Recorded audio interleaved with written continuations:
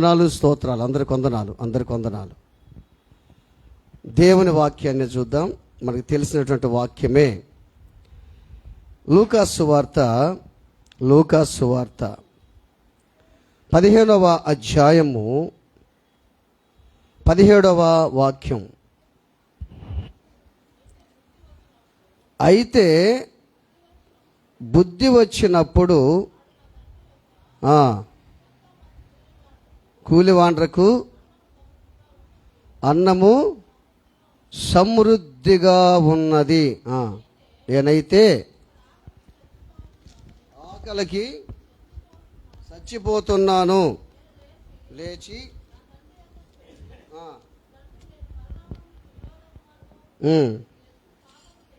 చాలు. ఈ లూకాసు వార్త జాగ్రత్తగా ఉన్న వాక్యం, తెలిసిన వాక్యమే, శ్రద్ధగా విందాం దీన్ని.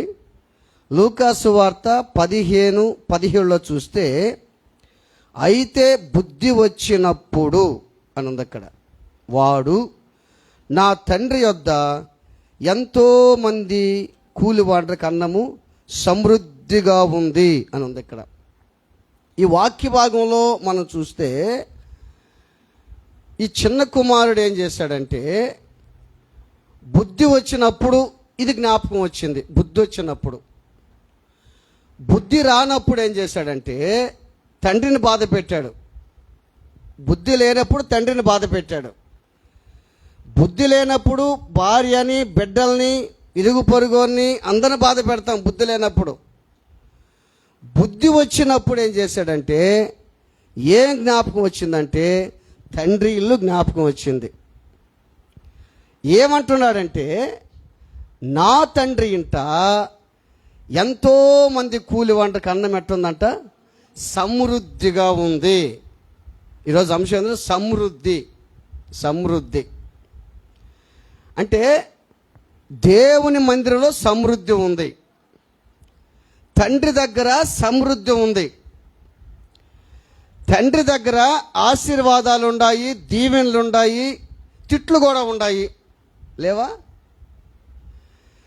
ఏ తండ్రి అయితే కుమారుని ప్రేమిస్తాడో ఆ తండ్రి ఖచ్చితంగా కుమారుని ఏం చేస్తాడు? శిక్షిస్తాడా లేదా? బైబిల్ సామెత మనకు అన్నీ ఉన్నాయి. శిక్షిస్తాడు. నా కుమారుడు బాగుండాలని కుమారుడికి అన్నీ ఇస్తాడు, అన్ని సౌకర్యాలు చూస్తాడు, అంతా చేస్తాడు. నా కుమారుడు అభివృద్ధి చెందే దానికోసం ఏం చేస్తాడంటే శిక్షిస్తాడు. ఇది తప్పు, ఈ పని చేయకూడదు, ఈ పని చేస్తా జాగ్రత్త. తండ్రి ఇంటిలో శిక్షణ కూడా ఉంది, శిక్షించుడు కూడా ఉంది. తండ్రి ఇంట్లో తర్ఫీదు కూడా ఉంది. తండ్రి ఇంట్లో తిట్లు ఉన్నాయి. తండ్రి ఇంట్లో సమృద్ధి ఉంది. అటువంటి సమృద్ధి అనేటువంటి జీవితాన్ని విడిచిపెట్టాడు. ఎవరు? చిన్న కుమారుడు. తండ్రితో వాదేసుకున్నాడు, తగాదేసుకుని వెళ్ళిపోయినాడు. మనకు తెలిసిదంతా. ఇప్పుడు మనం బాగా ఆలోచన చేస్తే తండ్రి దగ్గర నుంచి దూరంగా వెళ్ళిపోయినాడు. తండ్రి ఏం చేస్తున్నాడు కుమారుడు కోసం? మన విషయం ఎత్తుకుందాం. నీ కుమారుడు కుమార్తె ఎవరో ఉన్నారు. నీ కుమారుడు కోసం బాగా ప్రార్థన చేస్తున్నావు. వాడు నీ మీదకే తిరగబడుతున్నాడు, నిన్నే కొడుతున్నాడు, నిన్నే తిడుతున్నాడు. నీ ఇంట్లోంచి వెళ్ళిపోయిన తర్వాత నీ కుమారుడి మీద నీకు ప్రేమ ఉంటుందా ఉండదా? ఏమ్మా? ఉంటుంది, ప్రేమ ఉంటుంది. ఆ ప్రేమతోనే వాడి కోసం ప్రార్థన చేస్తుంటాం. మన క్రైస్తవం కాబట్టి ప్రార్థన చేస్తూ ఉంటాం. అయ్యో నా కుమారుడు నన్ను తిడుతున్నాడు, అయినా కానీ నా కొడుకయ్యా, నా కూతురయ్యా అని వాడి కోసం ప్రార్థన చేస్తూ ఉంటావు, భారంగా ప్రార్థన చేస్తూ ఉంటావు. ఇంకా విపరీతంగా అయిపోతాడు. డైరెక్ట్గా వచ్చి తండ్రినే కొడతాడు, తల్లినే కొడతాడు. ఆ మధ్య నేను ఒకసారి యూట్యూబ్లో చూస్తే, వాట్సాప్లో చూస్తే వాళ్ళ అమ్మకి పెన్షన్ వచ్చిందంట. పెన్షన్ వస్తే కొడుకు వస్తున్నాడు. కొడుకు వచ్చి ఏం చేసావు పెన్షన్ అన్నాడు. నీకు ఇస్తుంది కాదురా 1000 రూపాయలు అని అన్నది. 1000 రూపాయలు సరిపోద్దని చెప్పి కాలుతో చేత్తో కొడుతున్నాడు ఆమెని. నాకు అనిపించింది వాడు మనిషా పశువు అనుకున్నా నేను. వాళ్ళ అమ్మని కాలుతో చేత్తో కొడుతున్నాడు. నాకు ఆ 1000 రూపాయలు చాలదు, ఇంకా భార్య వచ్చింది, భార్య కూడా తీయాల్సిన భార్య భర్తకి సపోర్ట్ చేసి ఇంకా కొట్టమని చెప్తుంది. మనవరాలైతే ఏడుస్తుంది పాపం, మనవరాలు ఏడుస్తుంది. ఇటువంటి బిడ్డల మీద తండ్రులకి ఎట్టుంటుంది? బాధగుంటుంది, ఉండదా? ఒక పక్క ఎట్టుంటుంది, మళ్ళా నా కొడుకు బాధగుంటుంది. ఈ విధంగా మనిషి బాగా బాధ పెడతా ఉంటుంది తండ్రిని. ఏం చేస్తాడు తండ్రి? ఏం చేస్తాడు? వదిలేస్తాడు. అంతేనా? సందర్భాలు ఉన్నాయా? వదిలేస్తాడు. బాగా ఆలోచన చేయండి, వాక్యం బాగిందాం. వదిలేస్తాడు. వదిలేసినా ఏం చేస్తాడు? తలంచుకుంటాడా లేదా? తలంచుకుంటా ఉంటాడు. దేవుని విషయంలో కూడా నువ్వు దేవునికి నమ్మకంగా జీవించి దేవుని మాట వినకపోతే ఎన్నోసార్లు నిన్ను దేవుడు హెచ్చరిస్తూ ఉంటాడు. బైబిల్ ఏం చెప్తుంది? ఎన్నోసార్లు గద్దిస్తుంటాడు దేవుడు నిన్ను.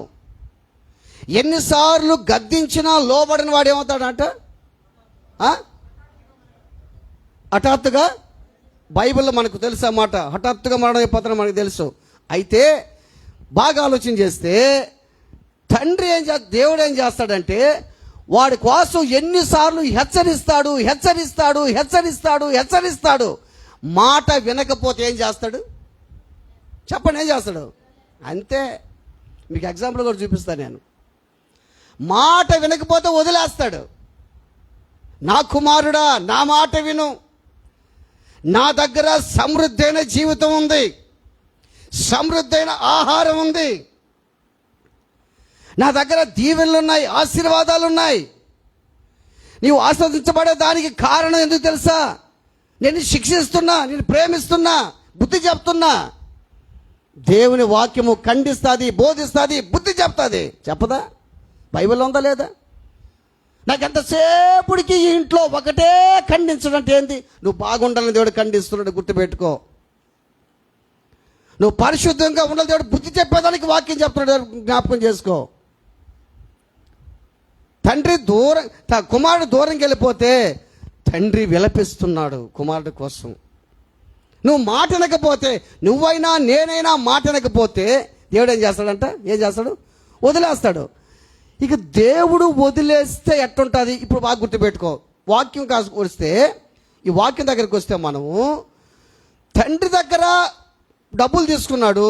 ఎవరు? చిన్న కుమారుడు.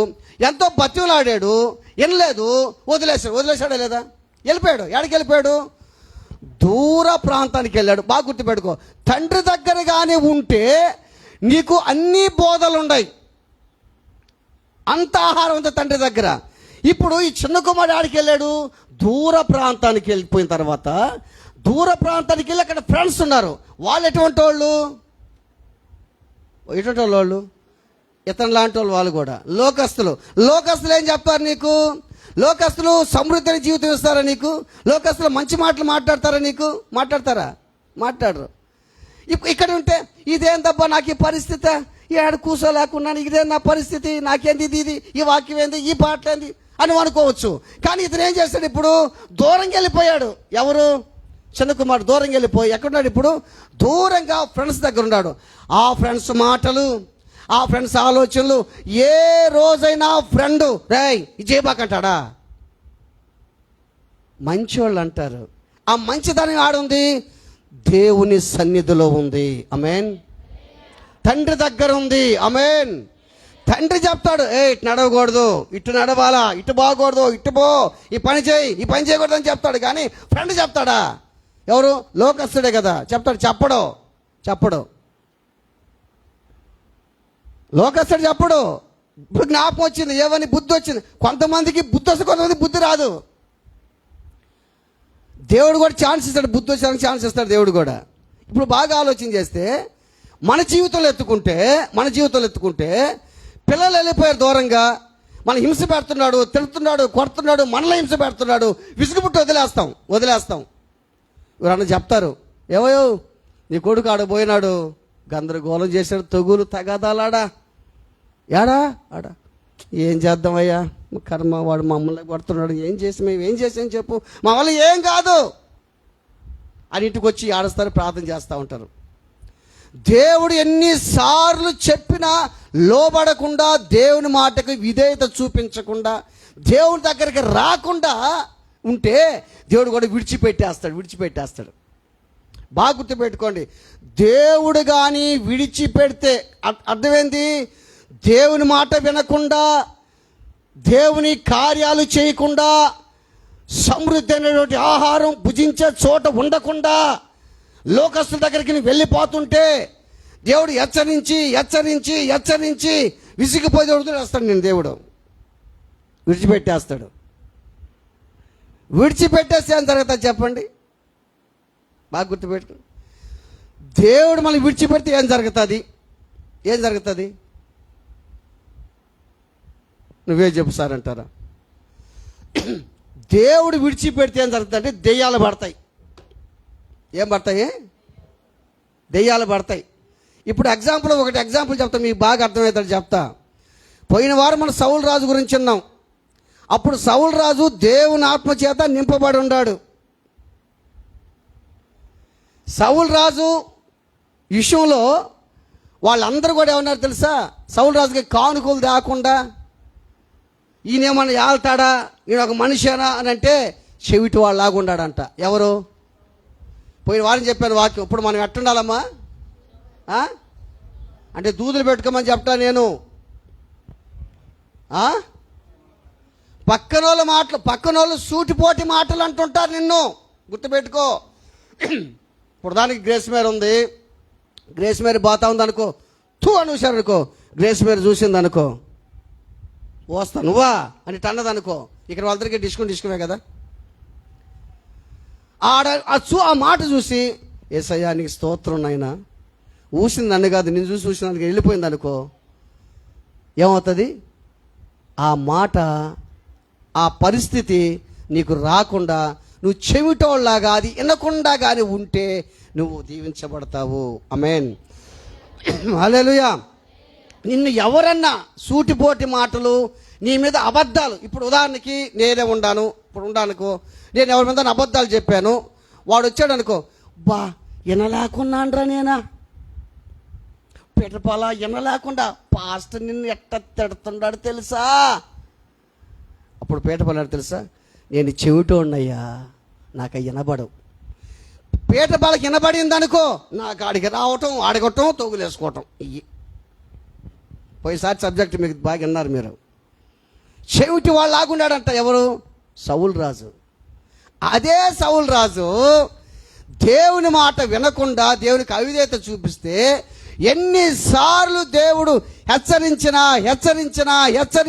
మాట్లాడినా దేవుని మాట వినకుండా, సేవకుని మాట వినకుండా దేవునికి వ్యతిరేకంగా జీవిస్తుంటే సౌలు రాజు ఏమొచ్చింది? అర్థమైందా మీకు? ఇప్పుడు వదిలిపెట్టేశాడు దేవుడు ఎవరిని? సౌలు రాజుని వదిలేశాడు. అందుకే వదిలేస్తే ఏమొచ్చింది? దురాత్మ వచ్చేసింది. వదిలేస్తే దురాత్మ వచ్చేసింది. దురాత్మ వస్తే మనిషి ఎట్టుంటాడు తెలుసు? ఎట్టుంటాడు? క్రూరత్వం, పగ, దేశం, ఒక్క మాట అంటే కూడా ఓర్చుకోడు. ఉదాహరణకి బాగుండా అన్నాం అనుకో, ఏం బాగోలు అయితే అన్నట్టు అన్నమాట. అంటే దురాత్మ అంత పవర్ చేస్తుంది దురాత్మ మనిషిని. బాగున్నావా, బాగలేక అంటున్నావే అంటారు వాళ్ళు. అంటే బాగా ఆలోచించండి, సౌలు రాజులో ఉన్నటువంటి దురాత్మ యాడికి వచ్చింది తెలుసా? ఆ దురాత్మ పట్టి దావీదును తరుముతా మళ్ళీ దేవుడు హెచ్చరిస్తున్నా దేవుడి మాట వినక ఆఖరాకి ఏమైంది? ఆయనే పొడుచుకున్నాడు.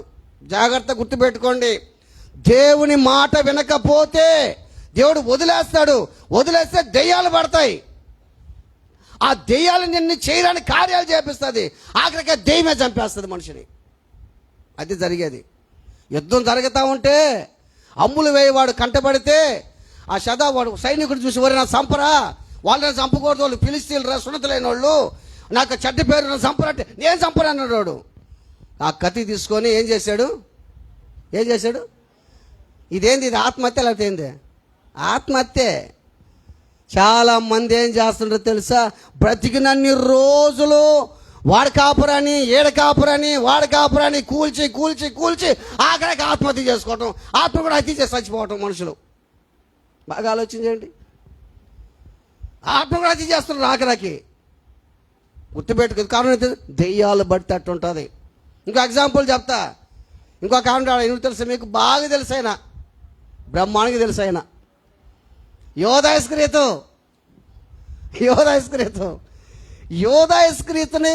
దేవుడు కూడా వదిలేశాడు. ఎన్నిసార్లు ఆ యోధాయిస్క్రీతు మనస్తత్వం తెలుసా?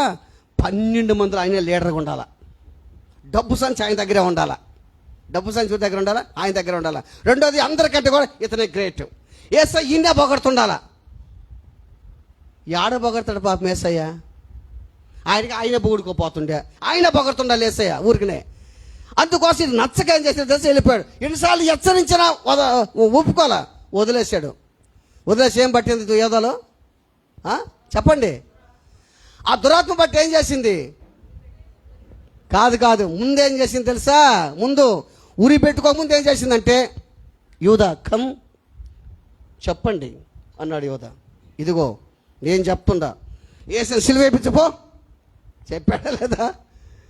చూసావా? ఆ సైతాను ఏం చేసింది తెలుసా? దేవుడు సిలువేసిన దాకా సైతాను అసలు నిద్రపోవాలంతే. యోధా కూడా మనసు అట్ట ప్రవేశిస్తుంది. దేవుని మాట వినకపోతే కాపురం మీద ఎత్తుకుంటావు నువ్వు, ఇంట్లో మీద ఎత్తుకుంటావు నువ్వు, పక్కన మీద ఎత్తుకుంటావు నువ్వు, ఏ కారణంగా లేకపోతే ఎత్తుకుంటావు నువ్వు. దేవుని మాట వినకపోతే నువ్వు బాగా గుర్తుపెట్టుకో. యేసు ప్రభుని అప్పగించేదానికి ఇష్టపడ్డాడు. ఆఖరికి ఏం జరిగింది? సౌలు రాజు వలె ఏం జరిగింది? పోయి ఉరి పెట్టుకొని ఆత్మహత్య చేసుకున్నాడు. మన పరిస్థితి ఎలా ఉందో ఆలోచించి ఇప్పుడు మన వాక్య భాగం మనం చదువుతాం. లూకాసు వార్త 15:17 చూస్తే, అయితే బుద్ధి వచ్చినప్పుడు వాడు నా తండ్రి వద్ద చాలు ఎంతో మంది కూలివాండ్రకు అన్నము. సమృద్ధి అంటే ఏంటి చెప్పండి? సమృద్ధి ఎక్కువగా ఉంది, ఓకే మంచిదే. సమృద్ధి అని జీవం, సమృద్ధి అయిన ఆహారం. మన సజీవుడు క్రీస్తు మందిరంలో సమృద్ధి అయిన ఆహారం దేవుడే పెడుతున్నాడు మనకు. ఆమేన్. సమృద్ధి అంటే అర్థం తెలుసు. ఒక మంచి బాగా చెప్తా. ఇప్పుడు ఏంటంటే ఇక్కడ, అయితే బుద్ధి వచ్చినప్పుడు వాడు నా తండ్రి వద్ద ఎంతో మంది కూలి వాండ్రికి అన్నము బోలెడంత ఉంది. అది అసలు మెయిన్ అర్థం. ఏందది? బోలెడంత. ఒరిజినల్ భాషలో చెప్పాలంటే ఎక్కువగా కరెక్టే. బోలెడంత ఉందయ్యా. ఎంత ఉందిరా? ఓరే నాయన బోలెడు ఉందిరా అక్కడ నాయన అంటారు చూడు. బోలెడు ఉంది అంటే సమృద్ధి ఉంది ఇక్కడ. అటువంటి సమృద్ధిని విడిచిపెట్టేసి ఎక్కడికి వెళ్ళాడు? ఇప్పుడు లోకంలోకి వెళ్ళాడయ్యా. లోకంలో హెచ్చరించే బోధ లేదయ్యా, నవ్వుకునే బోధ, ఆ మాట ఈ మాట చెప్పుకునే బోధ, తమాషాలు ఆడుకునే బోధ, నేను హెచ్చరించి నువ్వు చేసేది తప్పు అని చెప్పే బోధలు, సమృద్ధి అయినటువంటి ఆహారం అక్కడ లేదు. అటువంటి చోటుకి వెళ్ళాడు. అటువంటి చోటుకి వెళ్తే అక్కడైనా దేవుడు జ్ఞాపకం చేసుకున్నాడు. అంటే దేవునికి అవకాశం ఇచ్చేశాడు. ఎవరు? చిన్న కుమారుడు. కరెక్టే కదా, నిజమే కదా. నేను వద్దాగా వచ్చేసాను, అంత అయిపోయింది, అందరూ వదిలిపెట్టేశారు, పందులు తిన్న పొట్టు కూడా దొరకలేదు, మనకంతా తెలుసు అంత స్టోరీ అంతా. అప్పుడు తీర్మానం, ఒక కమిట్మెంట్ చేసుకున్నాడు. అరే నా తండ్రి ఇంట కూలి వాండ్రికి అన్నము. మనం ఎవరు అమ్మా? మనం కూలివారం కాము, మన వారసులు. అంత చప్పలు కొట్టండి. హల్లెలూయా.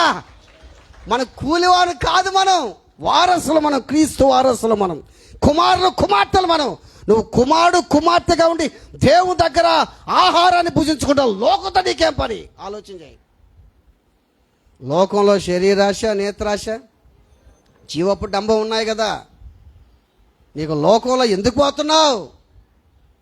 నీకు లోకంలో ఈ అన్నీ ఉండవు కదా, ఈ ఆహారం ఉండదు కదా.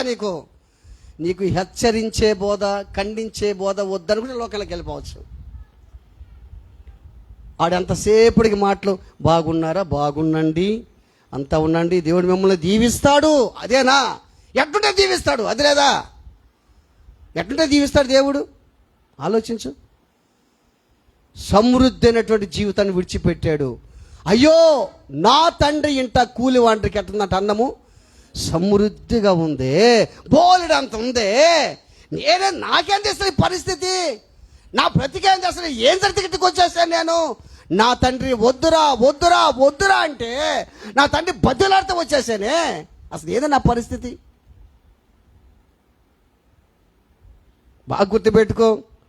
యోధా తెలుసుకోలేదు, సౌలు తెలుసుకోలేదు. ఒక్కొక్కరు తెలుసుకుంటే దీవించబడుతున్నారు, ఒకరు తెలుసుకుపోతే దీవించబడలేకపోతున్నారు. ఇదే సేమ్ ఒక విషయం చెప్తాను మీకు. రూతు గ్రంథం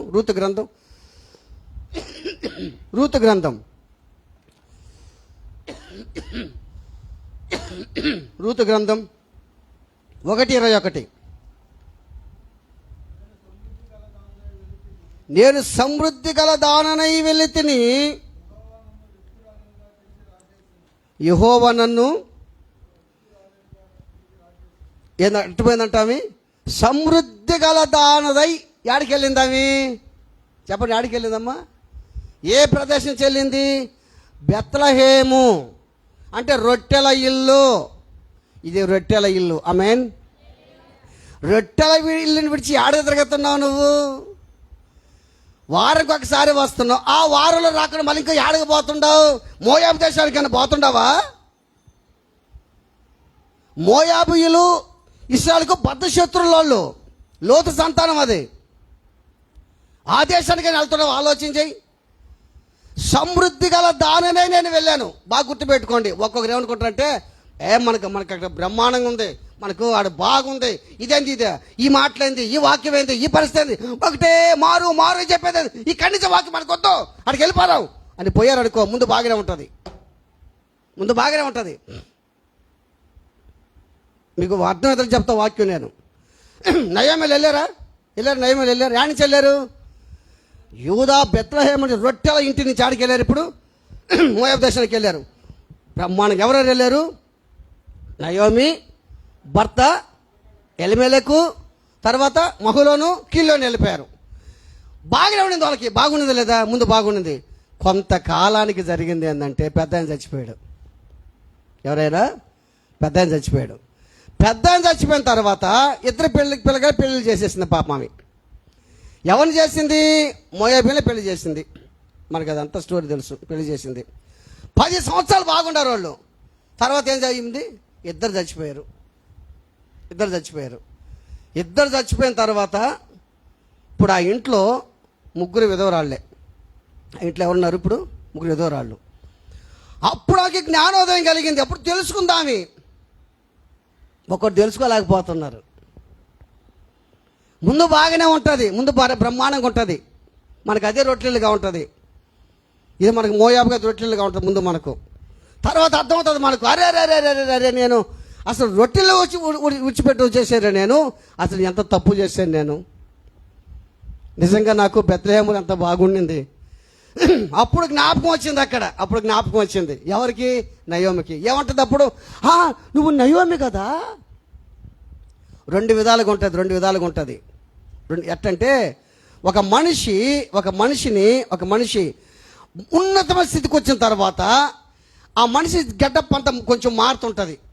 అంటే సూటు బూట్ వేసుకున్న తర్వాత, మంచి అద్దాలు పెట్టుకొచ్చిన తర్వాత, నువ్వు ఫలాని వ్యక్తివి కదా, అరే నేను ఊరు అనుకుంటుంది, ఎక్కడున్నా ఇప్పుడు? నేను ఇప్పుడు బాంబేలో ఉన్నానక్క, బెంగళూరులో ఉన్నాను, బాగా చేస్తున్నాను, జాబ్ చేస్తున్నాను అక్క. అబ్బా అందరూ బాగున్నావు అక్క, అందరూ బాగున్నావు, ఓకే అయిపోద్ది. ఇంకొకరు ఎట్టుంటుందంటే అన్నీ బాగొట్టుకొని ఇట్టు వస్తుంటాడు ఒక్కొక్కడు. వాడిని చూసి, నువ్వు పలానోడివి కదా, నేనే ఏమట్టుండవు, బాగలేదు, ఏం బాగలేదు, అసలు ఏం పరిస్థితి, కుటుంబ పరిస్థితి బాగలేదు అంటే 2 విధాలుగా ఉంటుంది. ఆలోచించే.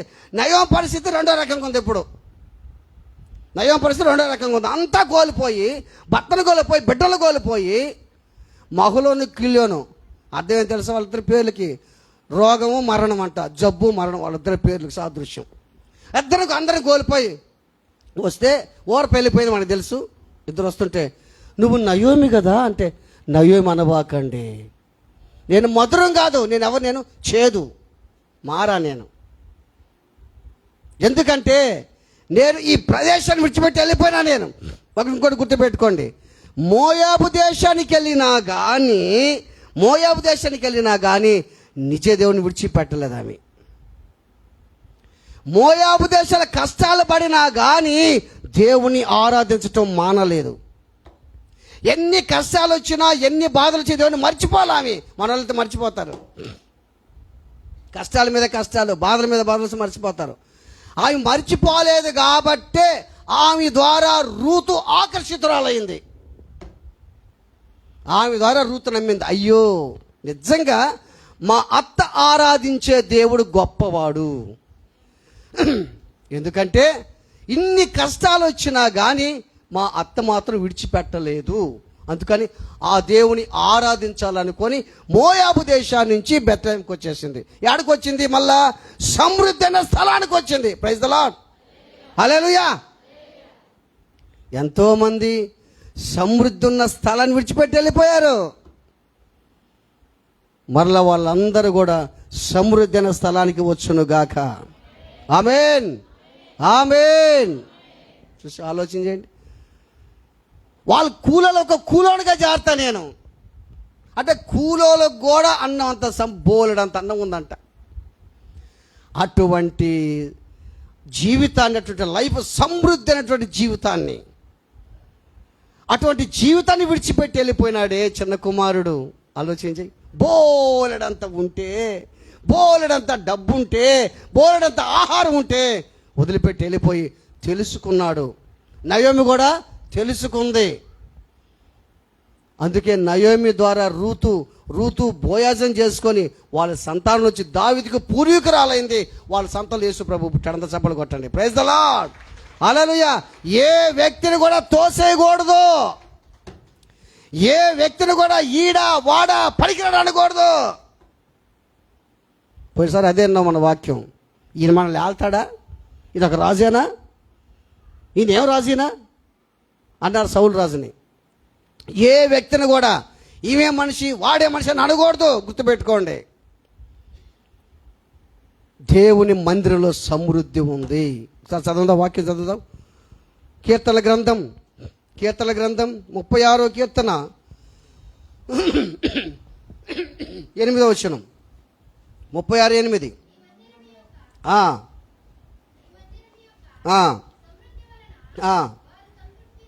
చాలు. నీ మందిరం యొక్క సమృద్ధి వలన, సమృద్ధి. మందిరంలో ఏముందంటమ్మా? సమృద్ధి ఉంది, సమృద్ధి ఉంది. ఇప్పుడు కొంతమంది అంటుంటారా, మన ఇంట్లో బోలెడంత ఉంది, శుభ్రంగా తినండి. వాళ్ళు కూడు కుక్కలు తింటుండయి. కొంతమంది అంటుంటారు చూడు, వాడు కూడు కుక్కలు తింటున్నాయంట. సమృద్ధి చావాల్సినంత తినండి అంటుంటారు చూడు. బాగా గుర్తుపెట్టుకోండి. ఒకవేళ బాగా గుర్తుపెట్టుకో, మనం మామూలుగా తినే ఆహారం కానీ తింటే, మన బ్రతికేదాని కోసం, నువ్వు ఆత్మీయంగా బ్రతకాలంటే ఈ సమృద్ధి అనే ఆహారం నీకు కావాలి. ప్రైజ్ ది లార్డ్, హల్లెలూయా.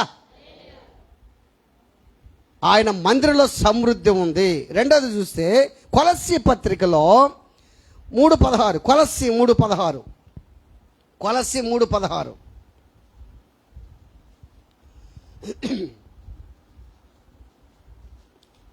కొలస్సీ 3:16. సంగీతములతోనూ కీర్తనలతోనూ పద్యములతోనూ బోధించుచు, బుద్ధి చెప్పుచు, కృపాసహితముగా గానము చేయుచు.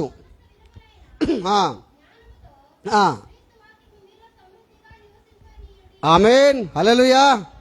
క్రీస్తు వాక్యము ఏముండాలా మీ హృదయంలో? ఏముండాలమ్మా? వాడెట్టన్నాడు అది కాదు, ఆమన్నది అది కాదు, చూద్దాం అనేది కాదు. ఏముండాలి మన హృదయంలో? ఉండాలి క్రీస్తు వాక్యము. వాక్యం అంటే దేవుడు, దేవుడని హృదయంలో ఉండాలి. గుర్తుపెట్టుకో. క్రీస్తు వాక్యము మీ హృదయములో సమృద్ధిగా ఏలచుండనీయుడి. సమృద్ధిగా ఉండాలి క్రీస్తు వాక్యం. దేవుని మందిరంలో సమృద్ధి ఉంది. రెండోది, నీ హృదయంలో కూడా సమృద్ధి అయిన వాక్యం ఉండాలి. అసలు యేసు ప్రభు ఈ లోకానికి ఎందుకు వచ్చాడు తెలుసా? యేసు ఎందుకు వచ్చాడంటే యోహాను సువార్త 10:10. యోహాను సువార్త 10:10. యోహాను సువార్త 10:10.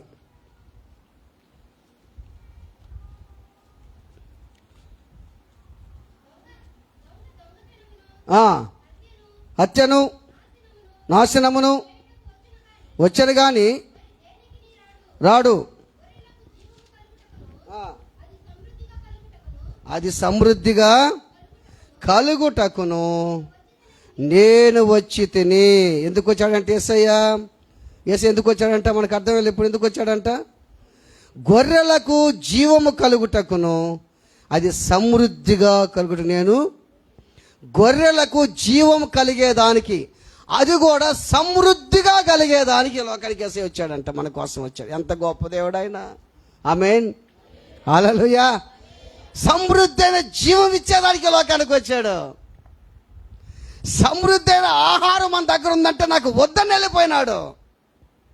చిన్న కుమారుడు తెలుసుకొని వచ్చాడు. అమ్మో, ఆహారాన్ని పోగొట్టుకున్నా. బాగా గుర్తుపెట్టుకు, దేవుడు కానీ విడిచిపెట్టేస్తే ఏం చెప్పాను మీకు? దయ్యాలు పడతాయి. దయ్యాలు ఏం చేస్తుంది? దయ్యం ఏం చేద్దాం? నువ్వు పరిగిస్తా పోయి ఆ చెట్టు గురేసుకొని చచ్చిపో, ఎండిన దాగు, ఆ నువ్వక్కరం దాగు, ఆ పురుగుల మందు దాగు, ఆ కరాటే కుంఫు దాగు. తెలుసు మీకు కరాటే? మందుల పేరు కూడా కరాటే ఉంది, తెలుసు మీకు? మందుల పేరు కరాటే కుంఫులు కూడా ఉన్నాయంట. అవి దాగు. సైతాను పడితే మనిషిని ప్రేరేపిస్తాడు, నువ్వు చచ్చిపో. కొంతమంది అంటుంటారు, ఎందుకబ్బా బతకటం వేస్ట్. సైతాన్ అది. భర్త ఒక మాట అంటే బతకటం వేస్టా? భార్య ఒక మాట అంటే బతకటం వేస్టా? చాలామంది చచ్చిపోతే బాగుండా, చచ్చిపో 3 సార్లు ఏడస్తారు, వదిలేస్తారు అంతే. నిన్ను నీ పేరే మర్చిపోతారు. ఇంకా అరే చచ్చిపోయా ఏం చేస్తావా నువ్వు? చచ్చిపోయా సాధిస్తావు చెప్పు, ఆలోచింది. నేను పాత రోజుల్లో వేసాను నమ్మకం ముందు, ఇంటర్మీడియట్ ఆ చదువుతో అప్పట్లో నేను ఆ టైంలో మా నాయన తిట్టాడు నన్ను. వచ్చి రోడ్లో వచ్చి కూర్చున్నా, ఇంటి ఎదురుకి వచ్చి కూర్చొని రాళ్ళు వేసుకుంటా ఆలోచన చేస్తాను. ఎందుకు చచ్చిపోదామని ఆలోచన చేస్తుండా. మా ఫ్రెండ్ వచ్చాడు, క్లోజ్ ఫ్రెండ్ ఒకడు వచ్చాడు, రాజు అని. రే ఏమట్టుండవన్నాడు. ఏం లేదు లేరా, రేపు చెప్పరాని అన్నాడు. మా నాయన తిట్టాడు, రా చచ్చిపోదాం అనుకుంటానని చెప్పిన. చచ్చిపోతే వాడు తీసుకొని సినిమాకి తీసుకెళ్ళిపోయాడు అన్నాడు. నెల్లూరు తీసుకెళ్ళిపోయాడు. నాకు నెల్లూరుకి వాడు టికెట్ పెట్టేసి ఇది చేసి మొత్తం నెల్లూరు తీసుకెళ్ళిపోయాడు. ఆ నుంచి వాళ్ళ ఇంటికి వచ్చిన తర్వాత ఇప్పుడు చచ్చిపోతా ఉంటాను, చచ్చిపోను గారని చెప్పిన. అంటే ఒంటరితనం మనిషిని చంపేస్తుంది. మళ్ళా ఒంటరితనం మనిషిని చంపేస్తుంది. నువ్వు ఆలోచన చేస్తున్నావంటే నీలో మనసులో ఏంది నా బ్రతుకు, నాకేంది ఇట్ట అయిపోతుంది, ఇంక బతకడం వేస్ట్, హాస్పిటల్కి పోయినాక నేను బతకడం వేస్ట్, ఇంక నా వద్దు. అదే సైతాన్ అంతే. నువ్వు దేవుని మాట కానీ వింటే నీకు ఆ మాటలు రావు. సమృద్ధి అనే జీవితాన్ని విడిచిపెట్టేస్తున్నావు నువ్వు. ఆలోచించాయి. అటువంటి భక్తుల్ని, అటువంటి సౌలు రాజుని ఏం చేసింది? పొడుచుకుని తట్టి చచ్చిపోయింది. పొడుచుకుని తట్టి చేసేసింది. ఆయన పొడుచుకుని చచ్చిపోయాడు. మనల్ని ఎంత ఇప్పుడు బైబిల్ ఏం చెప్తుందంటే, ఒక మాట చదివి వినిపిస్తాను మీకు. యోహాను సువార్త 16వ అధ్యాయము 33వ వాక్యం చూడమ్మా. నా యందు మీకు సమాధానము కలుగునట్లు బాగానండి.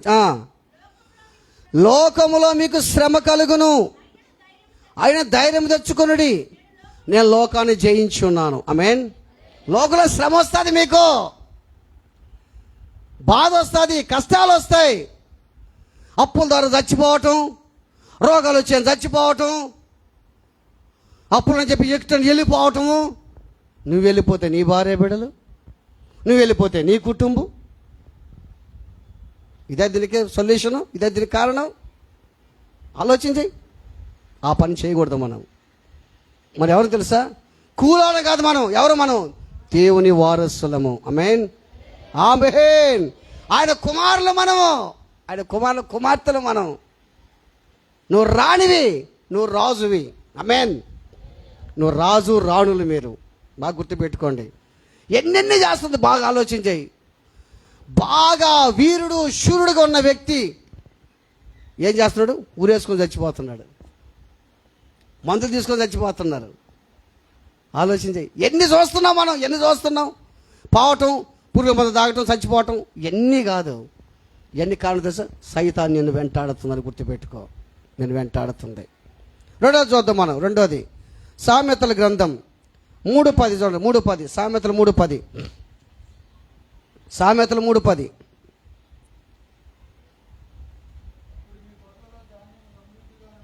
నీ కొట్టలో ధాన్యం ఎట్టుంటుందంట? చాలు. నీ కొట్టలో దాని సమృద్ధిగా ఉండదు. సమృద్ధిగా ఉండాలంటే ఏం చేయాలి? ఫస్ట్ ఏముందయ్యా? ఫస్ట్ ఏముంది? కాదు మొదటి వచ్చిన వాళ్ళు దాంట్లోనే 3వ అధ్యాయం మొదటి వచ్చిన వాళ్ళు అది నీ బాగా గుర్తుపెట్టుకోండి. నీ కొట్టలో ధాన్యము సమృద్ధిగా ఉండాలంటే బైబిల్ ఏం చెప్తుంది? నా కుమారుడా, నా ఉపదేశం అంటే నా మాటలు, నా వాక్యం, నా మాటలు ఇను, వాటి పక్కన నడువు, జీవించు. అప్పుడు నీ కొట్టలో ధాన్యం ఉంటుంది ఎప్పుడు కూడా. Praise the Lord. హల్లెలూయా. నీకెప్పుడు చూసినా లేదు లేదు లేదు ఎందుకుంటుంది? నువ్వు తెస్తున్నావు, 5,000 తెస్తున్నావు, లోపలేస్తున్నావు, దాని కింద ఏముంది? చిల్లు ఉంది. చిల్లు సంచిలు వేస్తున్నావు. కారణం తెలుసా? నీకు వచ్చింది కూడా దశమకు దేవునికి ఈటంలో నువ్వు ఎట్లా తెలుసా? సౌలు గద వాళ్ళు ఏం చేశారు?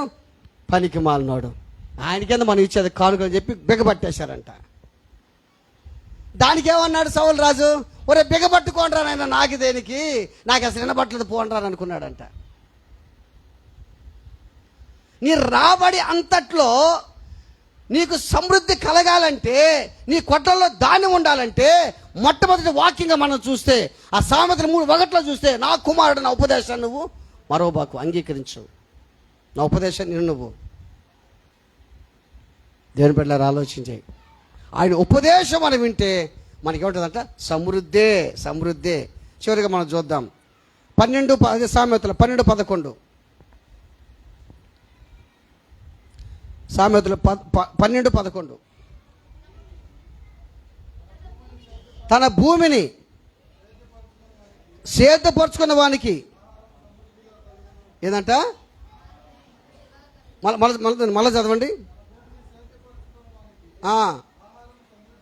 తన భూమిని సేద్యపరుచుకున్న వారికి ఆహారం ఎట్టుంటుందంట? భూమి అంటే ఏం తెలుసా? నీ ఆత్మీయ జీవితాన్ని, అది నీ ఆత్మీయ జీవితాన్ని సరిచేసుకుంటే, చక్కపరుచుకుంటే, నీ జీవితాన్ని చక్కపరుచుకుంటే, నీ పరిస్థితిని, ప్రభావాలను చక్కపరుచుకుంటే, నా ఆత్మీయ జీవితం అడుగంటి పోతుంది, నా ఆత్మీయ జీవితం దూరం అయిపోతుంది. నీ ఆత్మీయ జీవితాన్ని వృద్ధి చేసుకుంటే, దాన్ని సేద్యం చేసుకుని చక్కపరుచుకుంటే నీకేముంటుందంట? సమృద్ధి ఆహారం ఉంటుంది నీలో. ఆ సమృద్ధి ఆహారం నీలో ఉంటే దుష్టుడు కూడా నిన్ను ఏం చేయలేడు. Praise the Lord. హల్లెలూయా. దుష్టుడు కూడా నిన్ను ముట్టడు. రోగాలసే సహజం. ఆత్మహత్య ప్రేరేపించలేడు. నీ ఆత్మీయ జీవితాన్ని సరి చేసుకో. ఏ స్థితిలో ఎక్కడ పడిపోయినా సరి చేసుకో. ఇంకా నీలో క్షమించబడిన పాపం ఏదో సరి చేసుకో.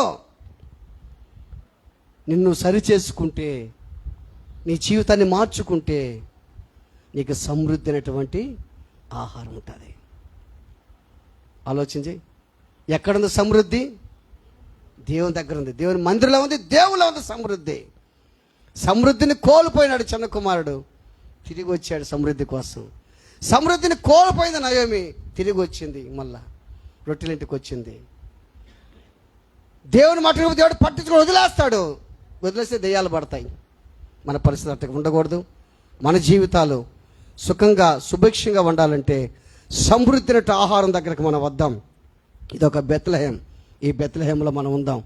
ఈ బెత్లెహేంలో ఎట్లుంటుందో తెలుసా? ఎటువంటిది బెత్లెహేంలో?